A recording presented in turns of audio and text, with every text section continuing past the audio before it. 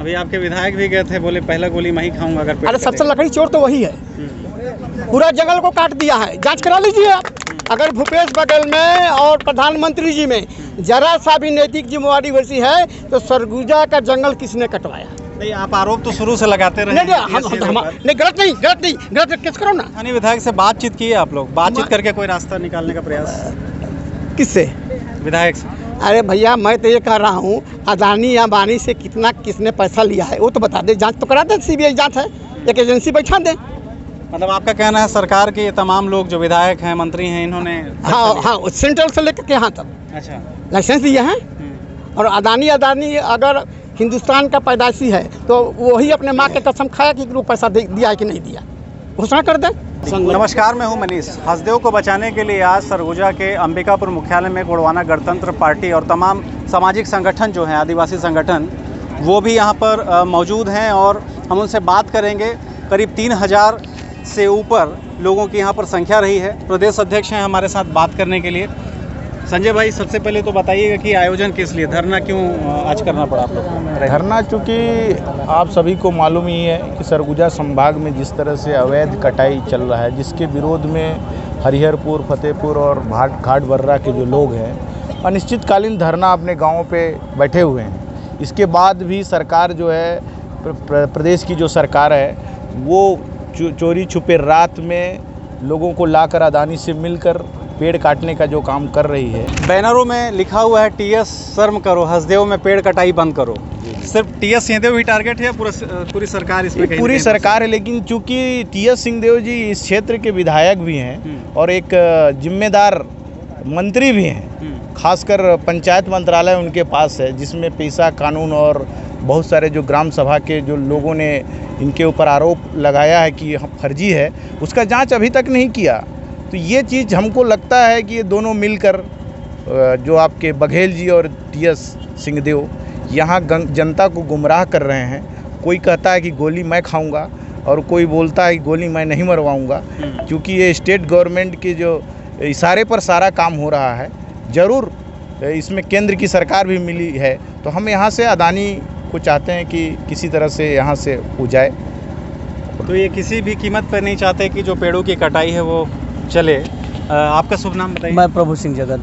अच्छा, जिस तरीके से पेड़ों की कटाई हो रही है और लगातार तमाम जो पार्टी हैं, राजनीतिक पार्टी हैं, वो जाकर सपोर्ट कर रहे हैं। बीजेपी वाले भी वहाँ पर पहुँचते हैं और सिंपैथी दिखाते हैं कि पेड़ नहीं कटना चाहिए, जबकि शुरुआत उन्हीं के शासनकाल में हुआ था। जी, ये करनी और कथनी में अंतर है।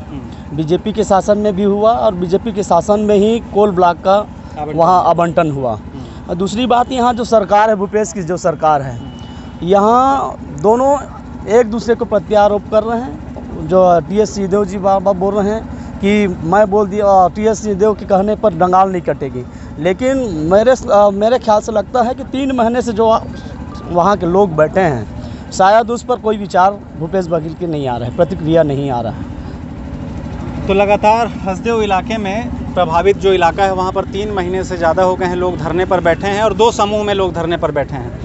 आपका परिचय बताइएगा? मैं कुलदीप सिंह मरकाम, प्रदेश संगठन मंत्री, गोंडवाना गणतंत्र पार्टी छत्तीसगढ़। गोंडवाना गणतंत्र पार्टी का क्या नेक्स्ट स्टेप रहेगा? आज आप लोग हमारा बड़ा रैली निकाले और पहली दफ़ा हुआ है कि सरगुजा मुख्यालय में इस तरीके से कोई बड़ा आयोजन हुआ है। ये देखिए, हमारा सरगुजा क्षेत्र नहीं, पूरे छत्तीसगढ़, चाहे हम देश की बात करें, दादा मरकाम जी जब से इस आंदोलन को खड़े किए हैं, तब से हमारा जल, जंगल और ज़मीन का स्वाभिमान लड़ाई है और उसके लिए लड़ाई निरंतर गोंडवाना गणतंत्र पार्टी खुल के लड़ेगी। और अब हमारा अगला स्टेप ये होगा कि आज अगर हम सरकार इस पर भी गहरी नींद से, जिस तरीके से कुंभकर्णी नींद से में जो छोई है, सरकार नहीं जगती है, तो निश्चित ही हम शासन प्रशासन को जगाने के लिए रायपुर तक जाएंगे और ये हमारा चरणबद्ध आंदोलन चलेगा। इससे पहले भी लोग 300 किलोमीटर पद यात्रा कर चुके हैं, तब सरकार नहीं जागी? नहीं, 300 किलोमीटर जो चले हैं, ये लोगों के साथ उपेक्षा है।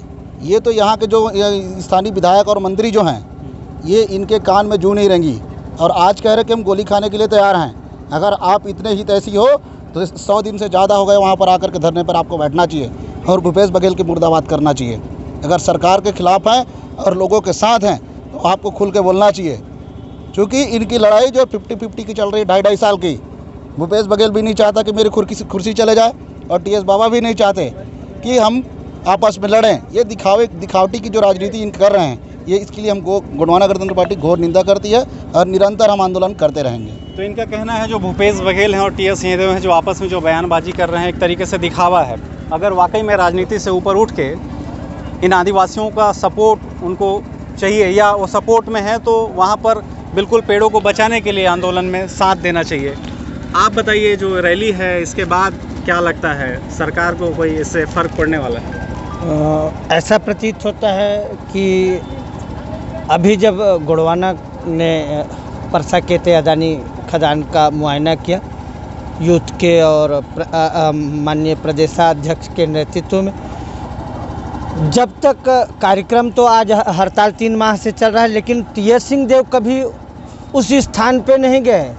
जब देखे कि हाँ कोई ना कोई राष्ट्रीय दल उभर कर इस राजनीति को भुनाने के कगार पे है, तो वो नींद से जागे और उन्होंने कहा कि मैं पहली गोली खाने के लिए मैं तैयार हूँ। आदरणीय विधायक जी, आपके क्षेत्र में इतना बड़ा उत्खनन लगातार निरंतर वर्षों से चल रहा है, जो आपको ज्ञात है। ऐसा नहीं, लखनपुर आपका पुराना गृहग्राम क्षेत्र भी रहा है।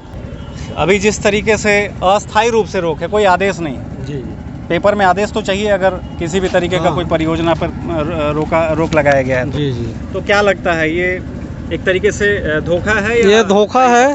सरकार के द्वारा हम मूल निवासी वर्ग को गुमराह किया जा रहा है, क्योंकि जिस तरह से प्रकृति से खिलवाड़ यहाँ के पूंजीपतियों के द्वारा, चाहे देश की सरकार और राज्य सरकार के द्वारा जो उत्खनन हो रहा है वर्षों से, क्या इससे मानव जीवन को संतुलित किया जा सकता है?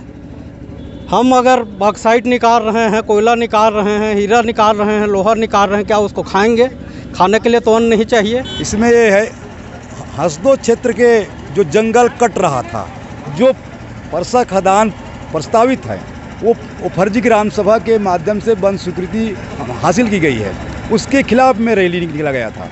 क्या मांग है? हम लोग का मांग ये है कि जो परसा खदान की जो फर्जी ग्राम सभा हुआ है वो रद्द होना चाहिए, और जो हसदो क्षेत्र में जितने सारे खदान हैं वो रद्द होना चाहिए। ये हम लोगों का मांग है, क्योंकि उस क्षेत्र में जो घने जंगल हैं, अनेक प्रजाति के पेड़ पौधे हैं, उसमें जो परसा केते बासन जो खदान जो संचालित है, उसका दूसरा फेज का फिर पेड़ काटने का अनुमति सरकार ने दे दी है। अब अभी कुछ दिन पहले पेड़ कटना चालू हुआ, जिन्होंने हम लोग उसका काफ़ी विरोध कर रहे हैं। और जो परसा खदान जो प्रस्तावित है, वो खदान जो आपका हरिहरपुर, जो मैं हरिहरपुर का रहने वाला हूँ, हरिहरपुर, आपका फतेहपुर और घाट बर्रा और सालही, ये पूरा विस्थापन की प्रक्रिया में है। इसके बाद क्या स्टेप रहेगा आप लोग का? जब तक अंबानी का सारा कोयला का लाइसेंस यहाँ से ख़त्म नहीं होगा, तब तक ये आंदोलन जारी रहेगा। और भाई हमारे जो खनिज जो है हमारे नीचे है, जब हमको ऊपर 400 रुपये किलो हमारा पुटू बेच रहा है, तो उसको कोयला का क्या महत्व रहता है? उससे हमारा क्या विकास? हमको पुटू का यहाँ पर उसका सहजन का बगान बना दो, उससे हमारे बच्चे ज़्यादा पैसा कमाएंगे। अभी आपके विधायक भी गए थे, बोले पहला गोली मैं ही खाऊंगा अगर पेड़ अरे सबसे कटेगा। लकड़ी चोर तो वही है, पूरा जंगल को काट दिया है। जांच करा लीजिए आप। अगर भूपेश बघेल में और प्रधानमंत्री जी में जरा सा भी नैतिक जिम्मेवारी वैसी है, तो सरगुजा का जंगल किसने कटवाया? नहीं, आप आरोप तो शुरू से लगाते रहे। नहीं, गलत केस करो ना, है कि नहीं है? आप बता दीजिए ना। मैं कैसे बताऊं? आप क्या क्यों? आप यहाँ के मूल निवासी हैं। नहीं, ठीक है, मगर लकड़ी चोर आप बता रहे हाँ नहीं, हाँ तब कौन जंगल काटा है? अच्छा आता है कि जंगल फिर कट जाए। गलत बोल रहा हूँ तो बताइए कि पटेल जी आप गलत बोल रहे हैं। गलत बोल रहे हैं तो आप कह सकते मीडिया वाले उनके संरक्षण में कट रहा है इसलिए वो चोर। नहीं, हम चोर नहीं बोल रहा हूँ कि लकड़ी चोर जो मुख्यमंत्री ने कहा है कि अगर ये नहीं चाहे तो एक यहाँ का डगाल नहीं कटेगा। अच्छा, कहने का क्या मतलब?